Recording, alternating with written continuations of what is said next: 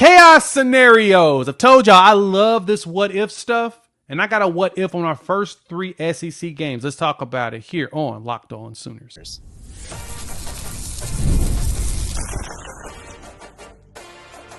You are Locked On Sooners, your daily podcast on the Oklahoma Sooners. Part of the Locked On Podcast Network, your team every day.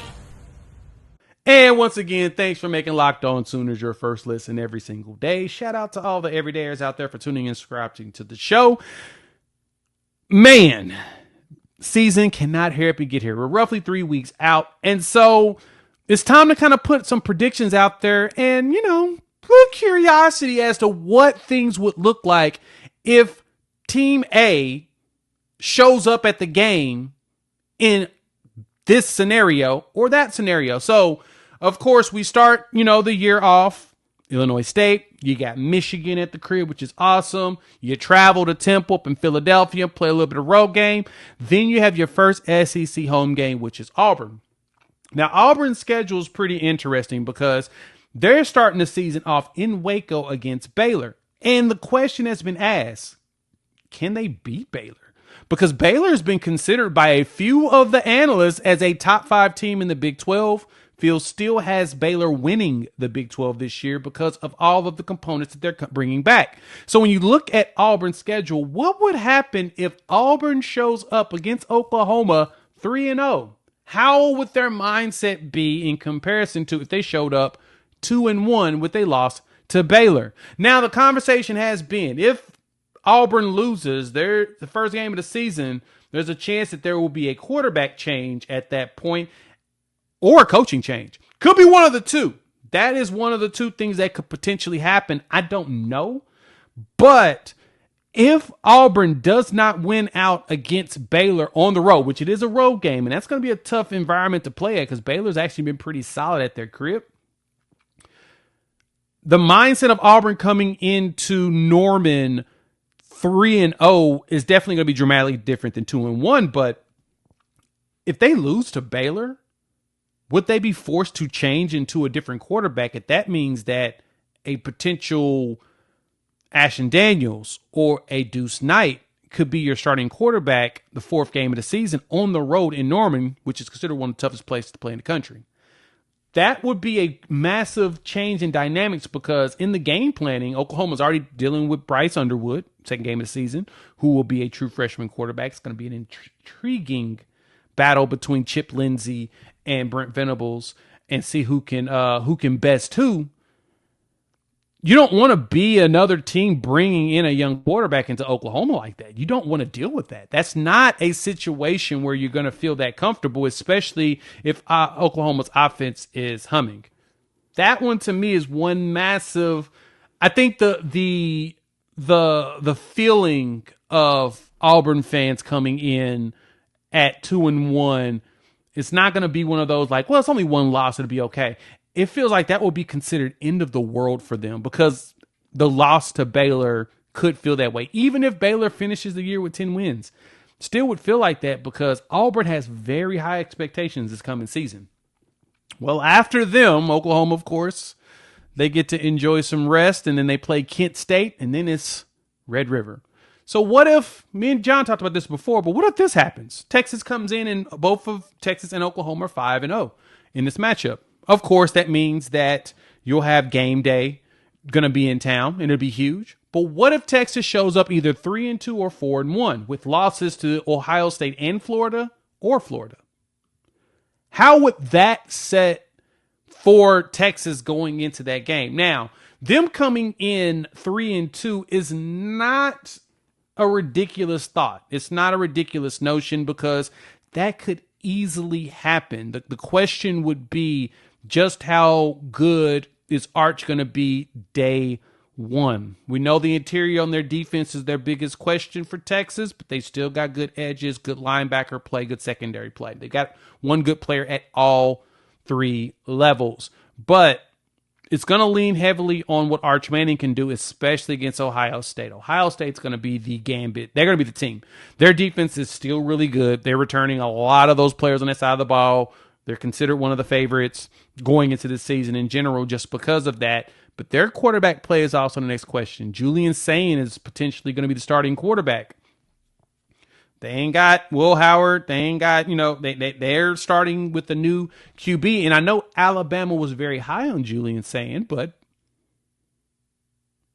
now he's Ohio State. The question is, can he win and continue that job? But Texas coming in, I mean, the Ohio State game and Florida game are going to be the tough ones.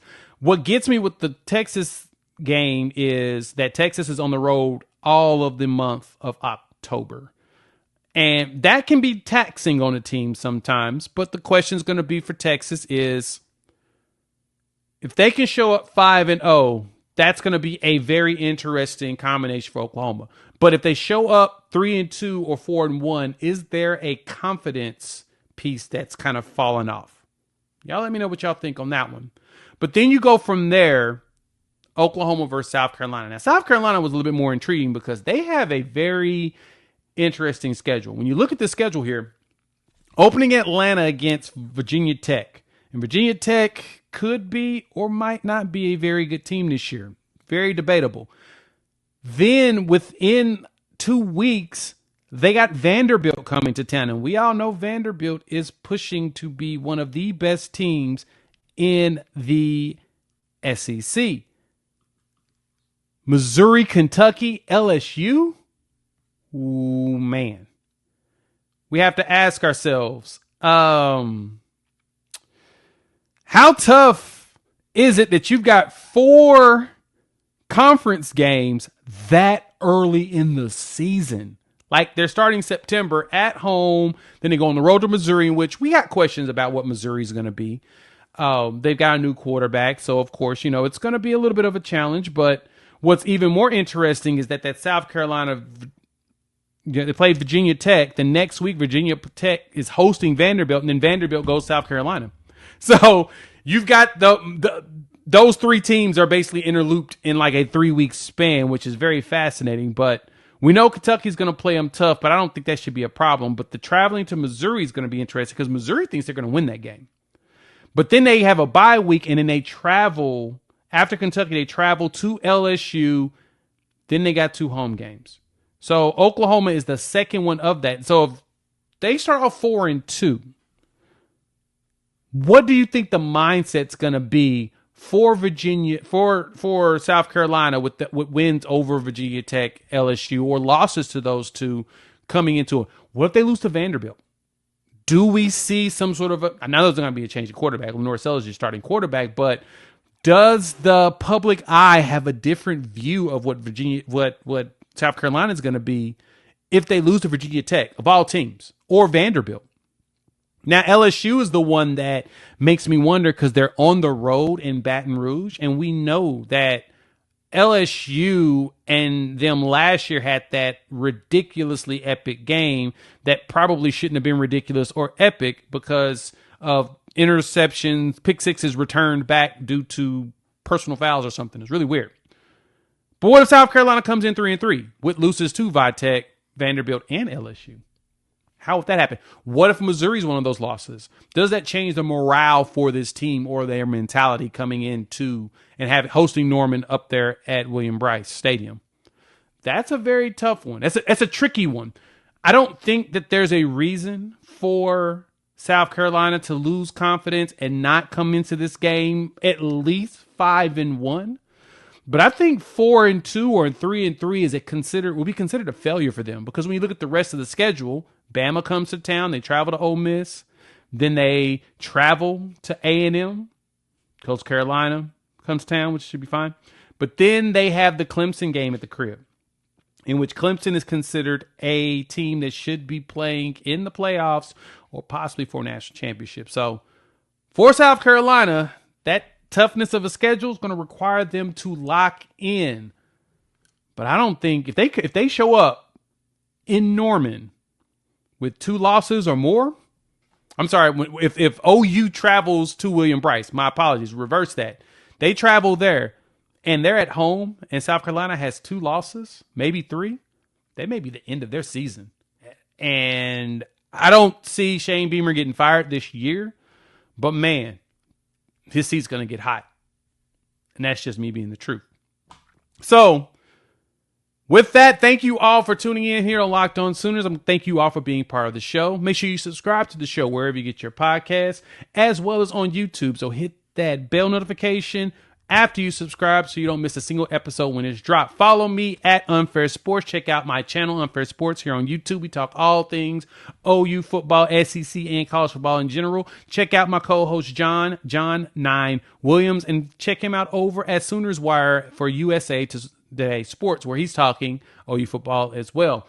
Follow us on all the socials, TikTok, Pinterest, Instagram. Just look for Locked On Sooners as we drop reels for all the shows that we put out. So for my co-host, John, I'm Jay Smith. We will chop it up with you all tomorrow. Boomer Sooner.